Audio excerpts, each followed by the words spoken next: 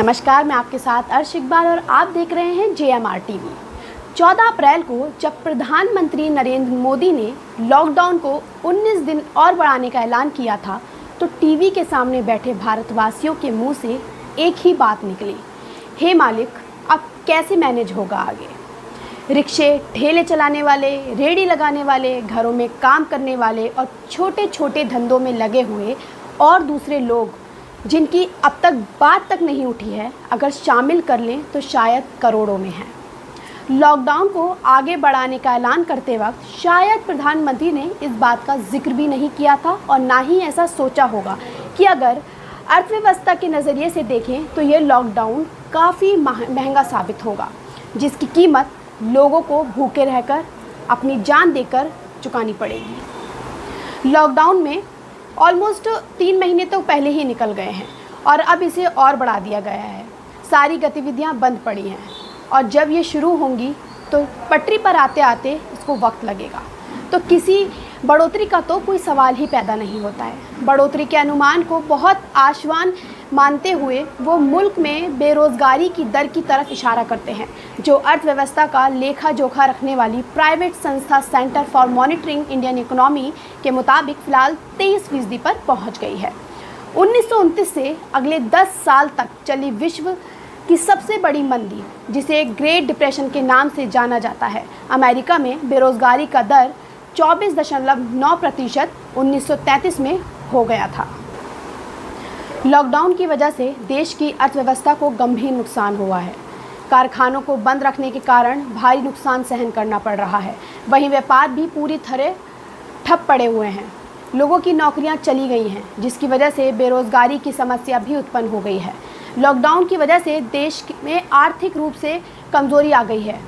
दिन रात सिर्फ कोरोना से संबंधित खबरें लोगों को मानसिक रूप से परेशान कर रही हैं और उनके अंदर नकारात्मक सोच पैदा कर रही हैं। पूरे दिन घर पर रहने और शारीरिक व्यायाम ना होने से लोग खुद को स्वस्थ भी महसूस नहीं कर पा रहे हैं। बच्चे भी पूरे दिन घर पर रहकर चिड़चिड़ापन महसूस करने लगे हैं, क्योंकि वो बाहर खेलने के लिए, अपने दोस्तों से मिलने के लिए बिल्कुल असमर्थ हो गए हैं। कोरोना वायरस की खबरें लोगों को रोज़ परेशान कर रही हैं, जिससे कई लोग डिप्रेशन जैसी समस्या से भी जूझ रहे हैं। खनन और उत्पादन जैसे अन्य प्राथमिक या द्वितीयक क्षेत्रों में गिरावट का प्रभाव सेवा क्षेत्र कंपनियों पर भी पड़ा है। जो सेक्टर इस बुरे दौर से सबसे ज़्यादा प्रभावित हुए हैं, वहीं पर नौकरियों को भी सबसे ज़्यादा खतरा है। एविएशन सेक्टर में 50% वेतन कम करने की खबर तो पहले से ही आ रही है। रेस्टोरेंट बंद हैं, लोग घूमने नहीं निकल रहे हैं, नया सामान नहीं खरीद रहे हैं, लेकिन कंपनियों को किराया, वेतन और अन्य खर्चों का भुगतान तो करना ही है। ये नुकसान झेल रही कंपनियां ज़्यादा समय तक ये नुकसान का भार नहीं उठा पाएंगी और इसका सीधा असर लोगों की नौकरियों पर पड़ेगा। विश्व बैंक के मुख्य अर्थशास्त्री हैंस टीमन ने कहा है कि भारत का परिदृश्य अच्छा नहीं है। वहीं अगर हम बात करें बच्चों की पढ़ाई की, इस लॉकडाउन का बच्चों की पढ़ाई पर खासा असर पड़ा है। ऐसे में वर्चुअल क्लासेस और ऑनलाइन पढ़ाई ने बड़ा सहारा दिया है। सत्र काफ़ी पिछड़ जाने की आशंका से परेशान स्कूलों के प्रबंधन के लिए ऑनलाइन शिक्षण संकटमोचक साबित हो रहा है। वर्चुअल क्लासेस और ऑनलाइन पढ़ाई बड़े शहरों में तो सफल हो सकती है, मगर दूसरी और तीसरे दर्जे के शहरों में ये कामयाब नहीं हो सकती।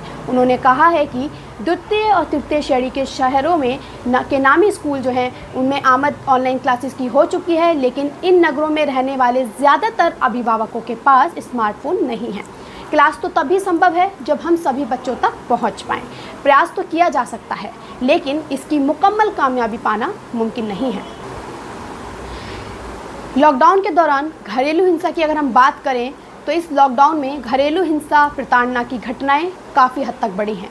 राष्ट्रीय महिला आयोग के आंकड़ों के मुताबिक लॉकडाउन के दौरान घरेलू हिंसा के 69, विवाहित महिलाओं की प्रताड़ना के 15, दहेज की वजह से हत्या के 2 और बलात्कार या बलात्कार के प्रयास के 13 मामले दर्ज हुए हैं। इस लॉकडाउन में लोगों को आर्थिक ही नहीं, मानसिक और शारीरिक नुकसान भी हुआ है। जहां एक तरफ पूरा देश कोरोना जैसी महामारी से लड़ रहा है, जहां मरीजों को प्रॉपर इलाज नहीं मिल रहा है, वहीं चुनावी मेंढक जो है सड़कों पर उतर आए हैं। ये वक्त राम मंदिर हिंदू मुस्लिम मुद्दे का नहीं है। इस वक्त राम मंदिर हिंदू मुस्लिम मुद्दे से ज़्यादा ज़रूरत हमारे देश को अस्पतालों की है, रोज़गार की है, शिक्षा की है, अच्छी टेक्नोलॉजी की है। जब पढ़ेगा इंडिया तभी तो बढ़ेगा इंडिया। भविष्य के लिए वातावरण और नीतियां बनाने की ज़रूरत है। सोच बदलें, देश बदलेगा। जय हिंद, जय भारत। अपने दोस्तों से मिलने के लिए बिल्कुल असमर्थ हो गए हैं। कोरोना वायरस की खबरें लोगों को रोज़ परेशान कर रही हैं, जिससे कई लोग डिप्रेशन जैसी समस्या से भी जूझ रहे हैं। खनन और उत्पादन जैसे अन्य प्राथमिक या द्वितीयक क्षेत्रों में गिरावट का प्रभाव सेवा क्षेत्र कंपनियों पर भी पड़ा है। जो सेक्टर इस बुरे दौर से सबसे ज़्यादा प्रभावित हुए हैं, वहीं पर नौकरियों को भी सबसे ज़्यादा खतरा है। एविएशन सेक्टर में 50% वेतन कम करने की खबर तो पहले से ही आ रही है। रेस्टोरेंट बंद हैं, लोग घूमने नहीं निकल रहे हैं, नया सामान नहीं खरीद रहे हैं, लेकिन कंपनियों को किराया, वेतन और अन्य खर्चों का भुगतान तो करना ही है। ये नुकसान झेल रही कंपनियां ज़्यादा समय तक ये नुकसान का भार नहीं उठा पाएंगी और इसका सीधा असर लोगों की नौकरियों पर पड़ेगा। विश्व बैंक के मुख्य अर्थशास्त्री हैंस टीमन ने कहा है कि भारत का परिदृश्य अच्छा नहीं है। वहीं अगर हम बात करें बच्चों की पढ़ाई की, इस लॉकडाउन का बच्चों की पढ़ाई पर खासा असर पड़ा है। ऐसे में वर्चुअल क्लासेस और ऑनलाइन पढ़ाई ने बड़ा सहारा दिया है। सत्र काफ़ी पिछड़ जाने की आशंका से परेशान स्कूलों के प्रबंधन के लिए ऑनलाइन शिक्षण संकटमोचक साबित हो रहा है। वर्चुअल क्लासेस और ऑनलाइन पढ़ाई बड़े शहरों में तो सफल हो सकती है, मगर दूसरी और तीसरे दर्जे के शहरों में ये कामयाब नहीं हो सकती। उन्होंने कहा है कि द्वितीय और तृतीय श्रेणी के शहरों में के नामी स्कूल जो हैं, उनमें आमद ऑनलाइन क्लासेस की हो चुकी है, लेकिन इन नगरों में रहने वाले ज़्यादातर अभिभावकों के पास स्मार्टफोन नहीं है। क्लास तो तभी संभव है जब हम सभी बच्चों तक पहुंच पाएँ। प्रयास तो किया जा सकता है, लेकिन इसकी मुकम्मल कामयाबी पाना मुमकिन नहीं है। लॉकडाउन के दौरान घरेलू हिंसा की अगर हम बात करें तो इस लॉकडाउन में घरेलू हिंसा, प्रताड़ना की घटनाएं काफ़ी हद तक बढ़ी हैं। राष्ट्रीय महिला आयोग के आंकड़ों के मुताबिक लॉकडाउन के दौरान घरेलू हिंसा के 69, विवाहित महिलाओं की प्रताड़ना के 15, दहेज की वजह से हत्या के 2 और बलात्कार या बलात्कार के प्रयास के 13 मामले दर्ज हुए हैं। इस लॉकडाउन में लोगों को आर्थिक ही नहीं, मानसिक और शारीरिक नुकसान भी हुआ है।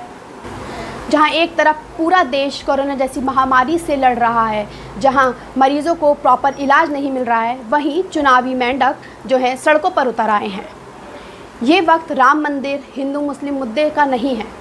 इस वक्त राम मंदिर हिंदू मुस्लिम मुद्दे से ज़्यादा रहा है। जहां मरीजों को प्रॉपर इलाज नहीं मिल रहा है, वहीं चुनावी मेंढक जो है सड़कों पर उतर आए हैं।